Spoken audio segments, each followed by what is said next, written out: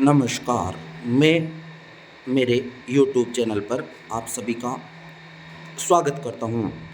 आज आपके लिए लाया हूँ एक विशेष जानकारी, जिसमें हम गोबर की खाद को किस तरीके से तैयार कर अधिक उपजाऊ बनाते हैं। इसकी जानकारी प्राप्त करने के लिए हम आज आए हैं बंसी गिर गौशाला, अहमदाबाद, गुजरात। इस वीडियो के दो भाग होंगे, जिसमें पहले आपको गौशाला भ्रमण कराऊंगा। इसके बाद हम देखेंगे कि गोबर की खाद को किस तरह गो कृपा अमृत से उपचारित कर अधिक उपजाऊ बना सकते हैं। आप नए हैं तो हमारे चैनल को सब्सक्राइब करें, लाइक, शेयर और कमेंट करें।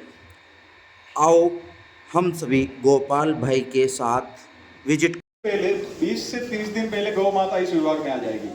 उसके खाने में नमक वगैरह नहीं लगेगा, नहीं तो एडिमा वगैरह आएगा। तो उसके अंदर अलग औषधि लगेगी। तो ब्याने से पहले महीने में अलग औषधि लगेगी।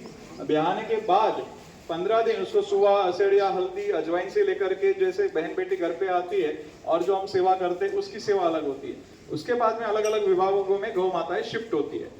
तो कौन से समय पे क्या खिलाना, क्या करना, वो सारा डिटेलिंग हमने हमारे पुस्तक में सारा वर्णन करा हुआ है। उसको अच्छे से आप अभ्यास कर सकते हैं। वो दोपहर के सत्र के बाद अपन डिटेल में जितना हो सके उतना प्रयत्न करेंगे। तो ये सभी विभाग अलग अलग है। जैसे आपने पूरी गौशाला के आजू बाजू देखा होगा, सब जगह पे नीम के पेड़ दिखेंगे आपको, है ना। हर हफ्ते एक बार हम गौ माता को नीम डालते हैं, तो 5 से 10 किलो नीम खा लेगी। तो कड़वा नीम मिठाई छोड़ के पहले खा लेगी, तो पेट में कृमि नहीं होगा, चारा उतना कम लगेगा। उसके पसीने में से कड़वाहट निकलती है, तो मच्छर और मक्खी काटेंगे तो भी जल्दी, बहुत कम काटती है, और काटेगी तो भी बुखार वगैरह जल्दी नहीं आता है। तो ये सारे आपके खेत किनारे के समाधान है।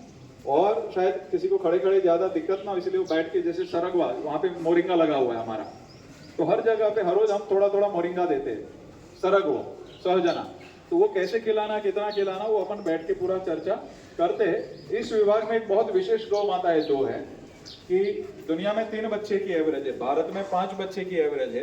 फिर ज्यादा इतना परफॉर्मेंस होता नहीं है एक लेवल से ज्यादा। यहाँ पे 2 गौ माता ऐसी जो 18 बच्चे दे चुकी है, अभी भी वो स्टिल परफॉर्मेंस पे है। और इस साल भी वो 18 बच्चे वाली गौ माता 20 लीटर से ज्यादा पीक में गई थी। तो कीर्ति करके गौ माता है, शायद वो पीछे बैठी है, तो बैठे को खड़ा करना पाप है। लेकिन इन सबसे अच्छी तबीयत में अभी भी वो है।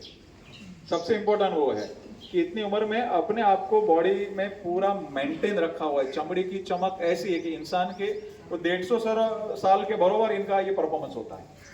और इतनी उम्र में भी वो गौ माता ने परफॉर्मेंस चालू रखा है। तो उसका रूप एक आना कम है, लेकिन हम रूप के ऊपर नहीं जाते। उसका इम्यूनिटी क्या है, उसका परफॉर्मेंस क्या है, उसके ऊपर देखते हैं। तो खाली रूप के ऊपर दुनिया खराब हो स्थिति होती है, तो ऐसा नहीं देखना है। ऑल ओवर सर्वांगी विकास की क्या उसकी स्थिति है, उसका ऑल ओवर परफॉर्मेंस क्या है, तो वो अगले ट्रांसफॉर्मेशन होगा अगली जिन पुल के अंदर। तो बस मैं उतना ही कहूंगा कि यहाँ पे अपन समय, शायद उसको दोपहर को भोजन के समय किसी को आना है तो थोड़ी देर आ सकते हैं, पर अभी अपन आगे थोड़ा गति करते हैं। लेकिन अगर वो गाय आगे बैठी है तो मैं देखता हूँ एक बार कीर्ति करके, तो मैं शायद वो दिखा दूंगा बैठे को खड़ा कर। एक सब गिर है। आपने देखा बंसी गिर गौशाला, इसमें सभी गौ माताएँ गिर नस्ल की है। अति सुंदर, मन को मोहने लायक, अधिक दूध उत्पादन देने वाली है। साथ ही सभी गौ माताएँ खुले में विचरण कर रही है। इन गौ माताओं में एक गौ माता ऐसी है जो 18 बार ब्याह चुकी है और 19वां गर्भ धारण कर रखी है। अन्य गायों की तुलना में यह अधिक तंदुरुस्त एवं स्वस्थ है। शुद्ध नस्ल के नंदी महाराज यहाँ की शोभा है, जिनमें एक नंदी महाराज अभी 2.25 वर्ष के हुए हैं और उनकी संतान भी आ चुकी है। और देखने में नंदी महाराज विशालकाय और सुंदर शांत स्वभाव के हैं। आओ हम सभी गोपाल भाई के साथ में गोबर की खाद को गो कृपामृत से उपचारित करना सीखें। देखिए, हम जहाँ पे अभी खड़े हैं, तो यहाँ पे कोई विशेष खर्चा नहीं करते। हम एक ही बोलते हैं, आपका जितना भी गोबर निकला है, तो गोबर को हम लोग, जैसे आप नीचे देख रहे हैं, 2 फीट ऊंचा या 1 फीट ऊंचा और 2 फीट चौड़ा लाइन कर देना है। उसके ऊपर ये गौ कृपा अमृतम बैक्टीरिया छिड़का हुआ है, और कोई ग्रीन नेट के नीचे या पेड़ के नीचे चलेगा। तो कोई अलग से खर्चे नहीं कर रहे हैं। किस लोग ने वर्मी कंपोस्ट बनाया है, यहाँ पे बनाया किसी ने? वर्मी कंपोस्ट वाले आगे आ जाइए, 4-5 जन जो भी हो, 5 से 6 जन यहाँ पे आ जाइए। वर्मी कंपोस्ट बनाने के पीछे लगभग 1 टन के पीछे 2500 का खर्चा होता है लेबर का। उसमें कुत्ते बिल्ली आकर के खाते हैं, उसको पक्षी आकर के खाते हैं, उसको बचाना, उसको खाप मारना बड़ा जटिल प्रक्रिया होता है। ये खाली 300 से 400 रुपए खर्चे में हो गया है। तो वर्मी कंपोस्ट में 4 से 6% कार्बन होता है, इसके अंदर 19% तक चला जाता है। कॉपर, मैंगनीज, जिंक बदल जाता है। तो मेरी विनती है, जिन जिन लोगों ने वर्मी कंपोस्ट किया है वो हाथ में ये कंपोस्ट खाद उठा के जरा यहाँ पे लेकर के आइए और हम बात करेंगे थोड़ा। इसमें कितना पुराना गोबर यूज करते हैं? ये ताजा ही डालना है। ताजा गोबर के ऊपर बैक्टीरिया डालेंगे, 60 दिन में ऐसा खाद बन जाएगा। कैसा है?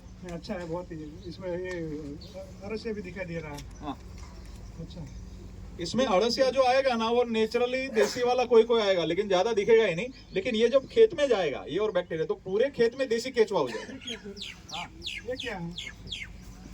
ये घास है क्या? हाँ हाँ, वो तो पता है।